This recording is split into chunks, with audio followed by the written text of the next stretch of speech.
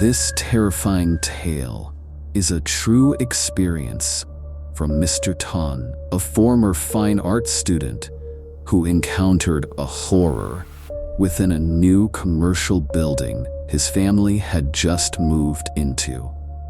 This story is not just about the appearance of a spirit, but about a gruesome backstory hidden beneath the cold concrete walls, a history of cruelty that refused to be forgotten. Let's go back about 20 years to around 2005. It was an era when the printing business was booming. Mr. Tan's family ran a printing service that was growing rapidly. The business was going so well that their original home could no longer support the massive piles of paper and heavy machinery.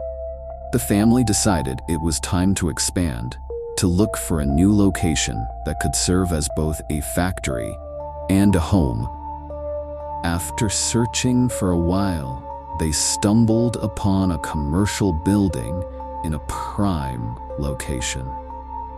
The structure looked strong and spacious, perfect for their needs. Without hesitation, they signed the lease and moved their machinery in immediately. They were so excited by the opportunity that they never stopped to ask themselves a crucial question. Why was a building in such a golden location left empty for so long, waiting for them? The building was a 3.5-story structure. The ground floor was set up as the machine zone, constantly filled with the roar of printing presses and the faint, chemical smell of ink. The mezzanine floor was used to stock paper and office supplies. The second floor was renovated into bedrooms for the family members. And the third floor, that became the private domain of Mr. Tan. Since Mr. Tan was an art student, he claimed the entire third floor. It was a wide open hall which he turned into his personal studio for creating art. The room was filled with canvas frames, easels, oil paints, and the pungent scent of turpentine. In one corner of this vast room, he laid down a mattress to rest during late-night painting sessions, so he wouldn't have to go down and disturb the rest of the family on the second floor. Above him was the rooftop, a place often used for parties with his teenage friends. For the first month, everything seemed smooth and peaceful. There were no warning signs, no strange noises, no shadowy figures darting in the periphery. It was calm, until one day when horror arrived without knocking. That evening, Mr. Tan came home after playing football with his friends. His body was exhausted and drenched in sweat. The accumulated fatigue made him want to collapse and sleep immediately. But his responsibility to his art weighed on him. He forced his tired body up the stairs to the third floor, hoping to finish a painting. The atmosphere on the third floor that night was quieter than usual.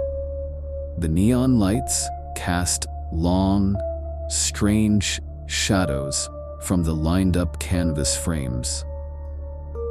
Mr. Tan sat in front of his easel, trying to move his brush, but drowsiness began to take over.